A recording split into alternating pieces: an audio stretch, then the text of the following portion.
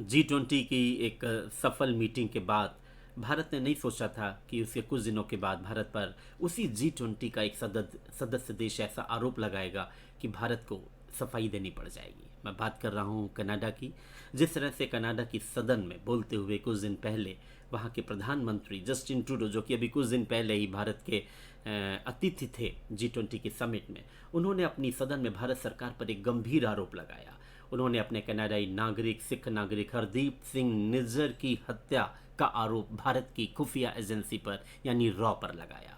उनका कहना है कि भारत कनाडा की धरती पर जो तमाम ऐसे लोग हैं जो खालिस्तान मूवमेंट को बात करते हैं, जिनको भारत आतंकवादी मानता है, उनकी किलिंग कनाडा की धरती पर भारत कर रहा है और कनाडा अपनी धरती पर इस तरह की हत्याओं का विरोध करता है। ये कनाडा देश की संप्रभुता के साथ खिलवाड़ है और कोई देश अपनी संप्रभुता के साथ खिलवाड़ होता बर्दाश्त नहीं करेगा। ऐसा आरोप लगाते हुए उन्होंने जिस तरह के आगे काम किए, जिस तरह से इंडियन हाई कमिश्नर को तलब किया गया कनाडा में, उनके निष्कासन की बात की गई और उसके काउंटर पार्ट में जिस तरह से भारत सरकार ने जो रिएक्शन किया, उन्होंने भी बहुत ही गंभीरता से इस आरोप को लिया। उन्होंने कनाडा सरकार की आलोचना की कि बगैर कोई ठोस क्रेडिबल एविडेंस के आखिर वो किसी देश पर ऐसा आरोप कैसे लगा सकते हैं।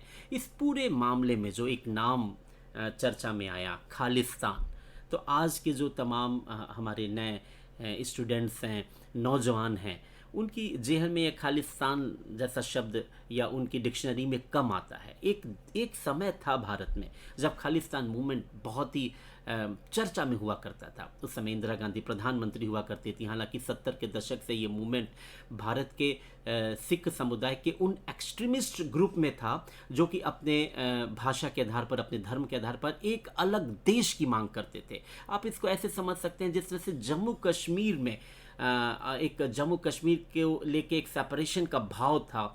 वहाँ के जो एक्सट्रीमिस्ट ग्रुप थे वो एक अलग देश की मांग करते थे और जम्मू कश्मीर में भारत के विलय को स्वीकार नहीं करते थे। ऐसी ठीक आज़ादी के पहले जब मुस्लिम लीग एक धर्म के आधार पर अपने देश की, एक अलग देश की, पाकिस्तान की मांग करता था कि जब भी ब्रिटेन भारत को आज़ाद करे तो एक मुस्लिम लोगों का एक अलग देश होना चाहिए। उस समय भी जो अकाली मूवमेंट उस समय चलता था, वो अकाली मूवमेंट का हमारे स्वतंत्रता आंदोलन में भी योगदान था। उस अकाली मूवमेंट की एक वॉइस उस समय भी मास्टर तारा सिंह और दूसरे लोगों के नेतृत्व में हुआ करती थी, जो कि सिख समुदाय के लिए एक अलग देश की मांग करते थे। खैर, उसके बाद जब भारत आज़ाद हुआ और आज़ादी का जो घाव था वो बहुत बड़ा घाव बंगाल के साथ साथ पंजाब के पंजाबी लोगों को भुगतना पड़ा था, क्योंकि पंजाब का एक बहुत बड़ा प्रांत जहाँ पर मुस्लिम डोमिनेटेड जो एरिया था वो पाकिस्तान में चला गया था। और डिवीज़न के बाद जो तमाम हिंदू और सिख समुदाय के लोगों को जो दर्द झेलना पड़ा था और जो उसका कॉन्सिक्वेंसेस था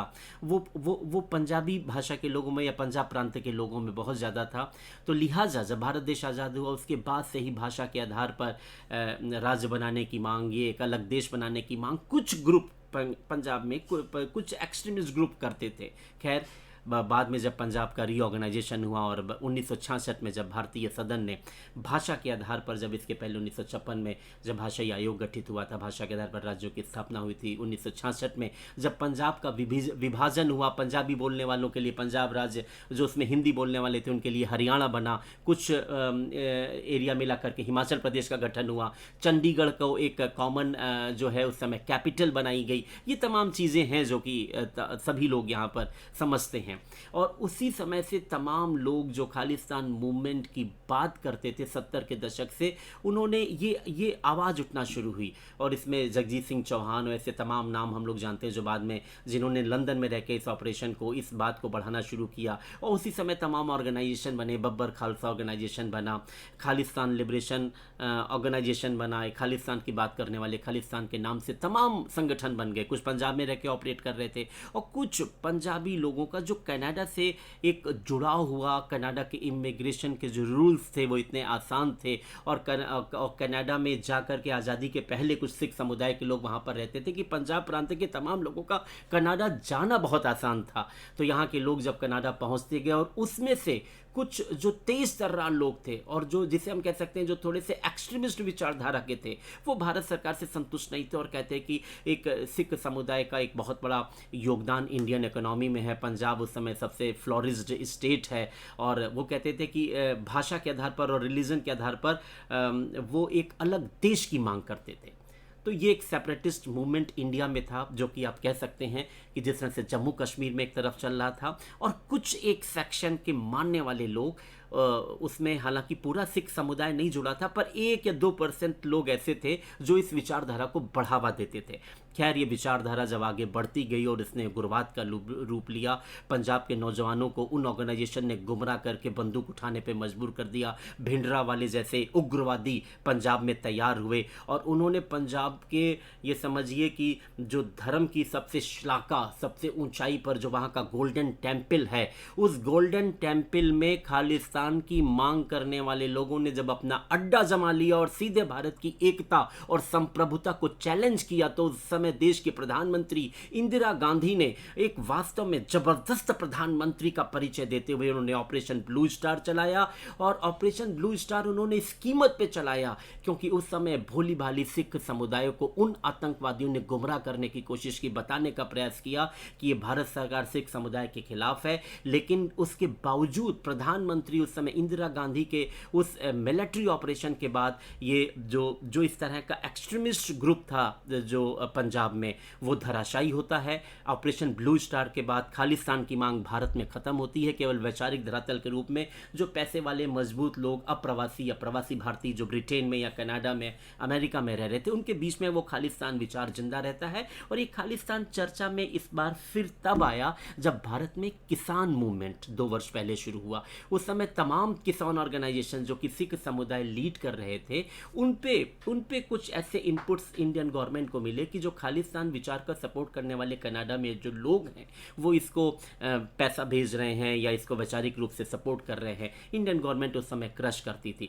और जब इस तरह की जब विचारधाराएं जब कनाडा में ज़्यादा बढ़ने लगी, तो इंडियन गवर्नमेंट ने तमाम तरह की रिक्वेस्ट कनाडा की सरकार से उस समय की कि वो अपने यहाँ इस तरह की विचार को बढ़ावा देने वाले उग्रवादी विचार को, खालिस्तान विचार को बढ़ावा देने वाले ग्रुपों पर कार्रवाई करे। पर वहाँ के प्रधानमंत्री ने कोई कार्रवाई नहीं की। उल्टे कनाडा की सरकार कुछ क्राइसिस में थी, जो उनकी लिबरल पार्टी की जो गवर्नमेंट है, उल्टे उसने वहाँ के एक सिख समुदाय की जो पार्टी बनी है जिसको जगमीत सिंह चलाते हैं, जिम्मी जी, NDP, उसका सपोर्ट लेके उन्होंने अपनी सरकार बचाई और चला रहे हैं।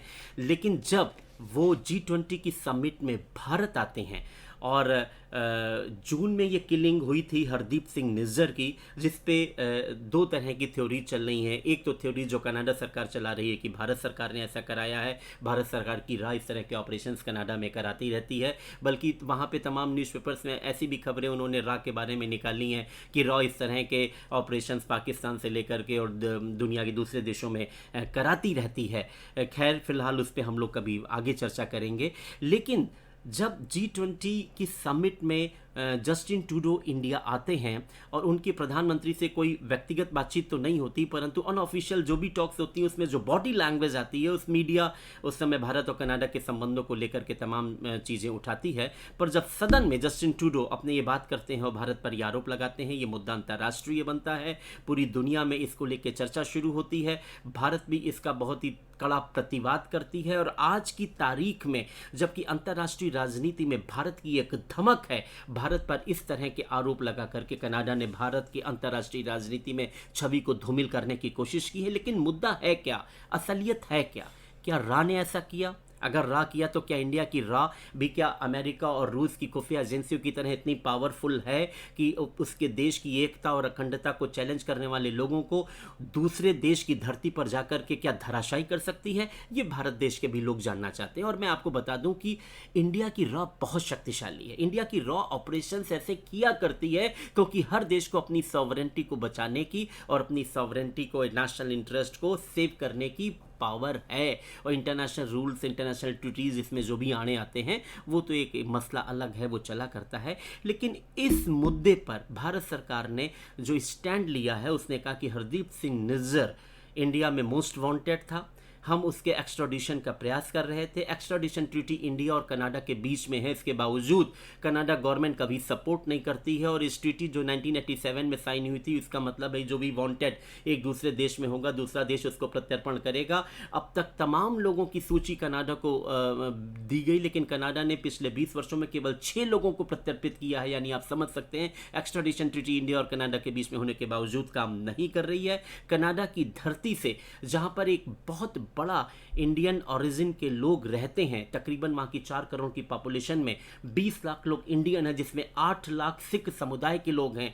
उनकी वहां की पॉलिटिक्स में, वहां की सिविल सर्विसेज में, वहां के बिजनेस में बहुत बड़ा योगदान है। इंडिया कनाडा के रिलेशन हमेशा ठीक रहे, सिवाय इस मुद्दे को छोड़कर कि उनकी धरती पर खालिस्तान मूवमेंट को सपोर्ट करने वाले लोग वहां पर हैं। कनाडा गवर्नमेंट उनको प्रोटेक्ट करती है। इंडियन गवर्नमेंट हमेशा, चाहे पिछली यूपीए गवर्नमेंट रही हो या ये एनडीए गवर्नमेंट हो, हमेशा रिक्वेस्ट करती रही है।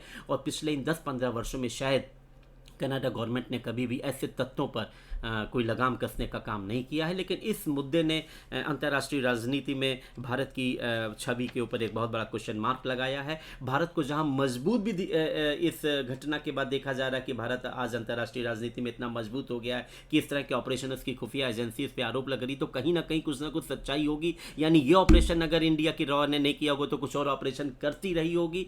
तो मैं आपको बता दूं कि बॉलीवुड में तमाम मूवीज ऐसी बनी हैं रॉ के ऑपरेशन को लेकर के। तो ये तो एक भारतवासी इसमें तो गर्व कर सकते हैं। लेकिन जहां तक इस मुद्दे की देश की राजनीति में बात है, देश की राजनीति में इस मुद्दे से ना कोई प्लस होने जा रहा है ना माइनस होने जा रहा है। कनाडा की राजनीति में जरूर इस समय जस्टिन ट्रूडो की पोजीशन बहुत खराब है। एक वीक गवर्नमेंट है जो कि कोलिशन टाइप की गवर्नमेंट है, और वहां पर इलेक्शन 25 में है। पॉपुलरिटी बहुत ज़्यादा वहां के प्रधानमंत्री की गिरी हुई है। अपोजिशन पार्टी का वहां पर बहुत ज़्यादा दबाव है। और G20 की समिट में जिस तरह से एक बॉडी लैंग्वेज यहाँ पर उनको देखने को मिली, और कोई उनको लगता है कि उनके अपोजिशन पार्टी ने कहा कि हमारे देश के प्रधानमंत्री का कोई भी सम्मान भारत में नहीं हुआ। G20 की समिट में किनारे कर दिया गया कनाडा को।